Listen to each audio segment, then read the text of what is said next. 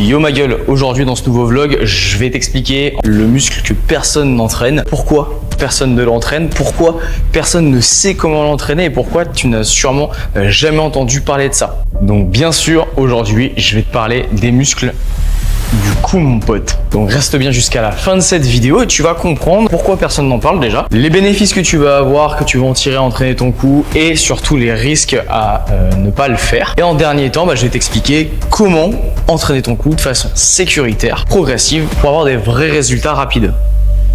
Jingle.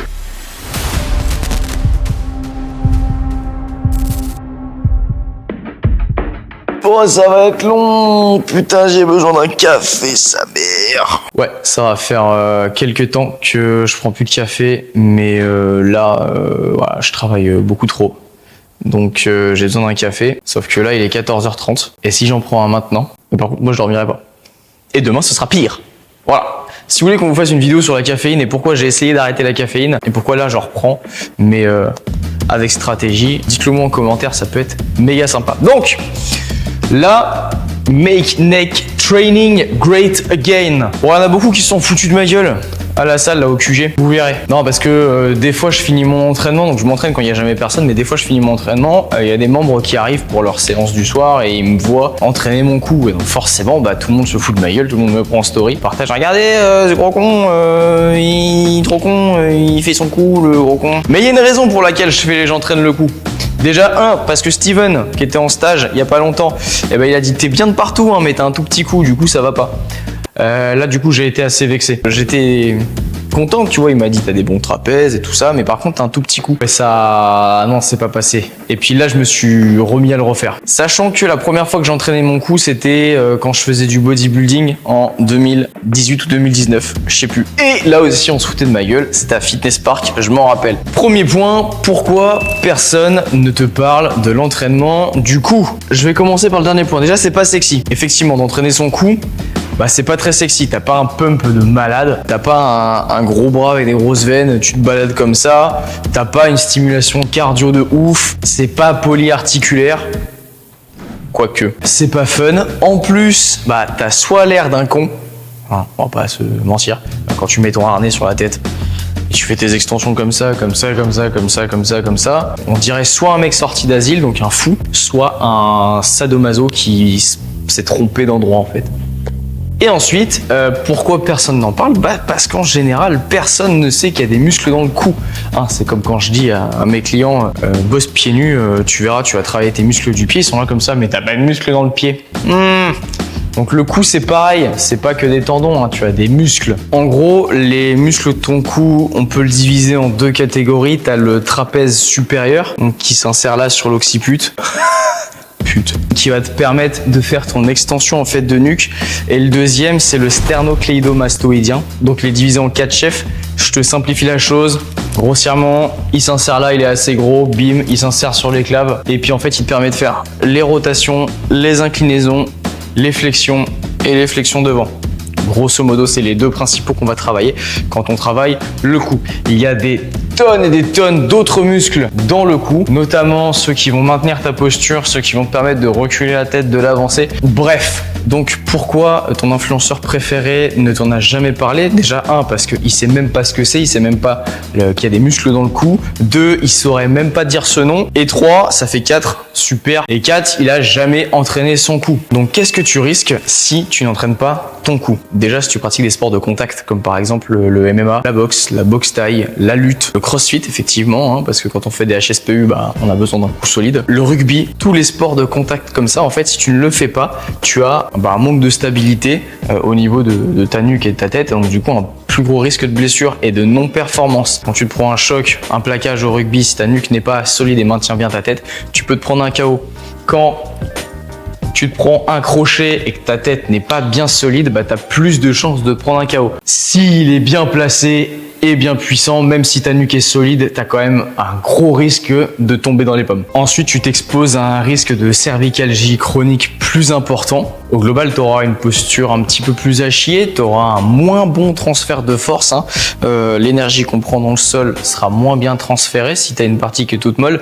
Je prends toujours l'exemple d'un élastique. Si on tend un élastique, on met de la tension, tu joues comme ça avec ton élastique, le bruit se transmet bien, l'onde se transmet bien. Si tu détends l'élastique, essaye de faire ça, tu verras que l'énergie ne s'en transmet pas du tout. Et le dernier point, tu auras un déséquilibre d'aspect visuel. Comme le petit Steven, quand il m'a annoncé que j'avais un déséquilibre et que mon cou n'était pas assez musclé. Par contre, ce que ça va faire quand tu vas entraîner ton cou, déjà tu vas rééquilibrer tes chaînes musculaires, tu auras plus de charisme. Là, on va prendre l'image d'un célèbre acteur qui a un cou plutôt développé. Regarde si on lui réduit la taille de son cou, il a quand même l'air un petit peu plus teuteux, un petit peu plus niais, on va dire, perd quand même vachement en charisme. Donc grosso modo, quand tu iras à ton mariage, que tu iras boire un verre avec les potes et que le col de ta chemise sera serré au niveau de ton cou et que tu n'auras pas une chemise qui flotte un petit peu, tu auras moins l'air d'un con. Donc forcément, si tu rééquilibres les muscles du reste de ton corps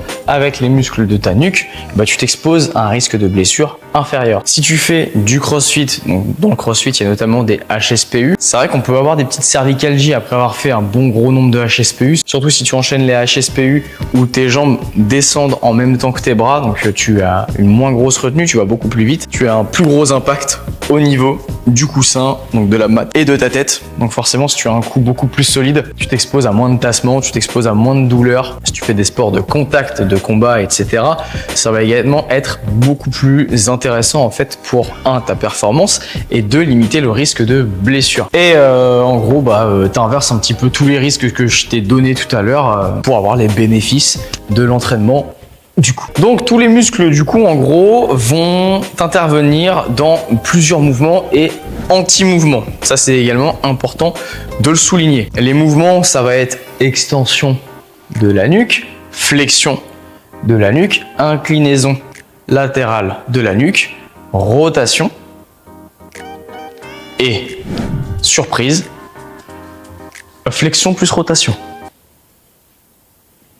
Et ouais, donc tu vas devoir entraîner ton cou dans les 3 dimensions, les 3 plans de l'espace sur toutes ces patterns de mouvement et d'anti-mouvement. Hyper important l'anti-mouvement puisque c'est ta capacité en fait à résister à une contrainte. Typiquement, je vais pas te faire chier, c'est de l'isométrie. Quand tu vois les lutteurs faire de l'iso en planche sur la tête ou alors faire des glute bridge en planche sur la tête, c'est de l'anti-mouvement. Des fois, ils rajoutent des rotations alors qu'ils sont en appui isométrique sur leur tête. Si tu es débutant, ne fais surtout pas ça. Là, tu risques de te casser en deux. Donc comment on va faire? Ce qu'on peut faire en fait, c'est prendre un nombre de répétitions assez élevé, donc avec une charge assez réduite. Pour commencer, tu peux être aux alentours des 10 à 20 répétitions. Plus tu t'habitues, plus tu peux mettre de la charge et commencer à progresser sur la charge et sur des reps un peu plus courtes. Pareil pour tout le travail d'isométrie, tu peux commencer la tête sur un banc, faire ton gainage, faire 40 secondes sur un banc, puis ensuite tu réduis la taille du banc, puis ensuite tu peux même mettre du poids sur ton dos et faire du gainage de 20 secondes. Ou en gros, quelque chose qui va avoir un fort impact, un fort développement de la force pour un sport spécifique. Quand on se prend une patate, c'est pas un mec qui vient appuyer comme ça là pendant 40 secondes. Tu te prends un choc en une microseconde, donc ton cou a besoin de force sur une microseconde. C'est pour ça que la planche comme ça pendant 30 minutes n'a pas grand intérêt sur le transfert d'énergie sur de la prépa physique. Tu peux entraîner ton cou 2 à 3 fois par semaine. En général, moi c'est ce que je fais. Je fais 3 ou 2 séances directes de coups par semaine en fin de séance parce que c'est mon petit retour au calme. Je mets mon harnais, je fais un petit peu de planche sur la tête. Je suis aux alentours des 12 à 15 répétitions. Donc tu vas voir que ça pump de ouf et ça en vrai c'est plutôt pas mal. Parce qu'après tu arrives devant le miroir et tu vois en fait une vraie différence. Dis-moi en commentaire si la vidéo sur l'entraînement de la nuque et son intérêt t'a plu. Si tu veux une séance spécifique d'entraînement du cou avec des adaptations à la maison, avec même peut-être un développement des masséters, tu me le mets en com et j'aimerais beaucoup qu'on soit de plus en plus nombreux à comprendre que c'est un muscle qui est important de travailler, qu'effectivement non, t'as pas l'air con quand tu le fais. Et pour tous ceux qui se foutent de ma gueule, vous verrez quand j'aurai un coup comme ça, voir quand t'auras une manif là, et que moi je me promènerai, et que t'auras je me retiens, et quelqu'un qui voudra avec un peu de violence me mettre une patate et que je serai pas KO, vous verrez, un gros coup c'est utile. Donc voilà, mais en tout cas, ça m'a fait plaisir de faire cette vidéo, de vous partager ça. Make neck training great again. Vous êtes encore à peu près 62% à regarder le contenu de cette vidéo de la chaîne YouTube et à pas être abonné. C'est inadmissible. Donc si tu consommes le contenu gratuit qu'on propose, eh ben, mon paillot, tu t'abonnes. D'accord? Moi, ça me ferait plaisir, ça m'encouragera à continuer à te proposer des contenus encore plus de qualité. Tout ça gratuitement. D'accord? Alors tu mets un pouce, puis tu t'abonnes. À plus.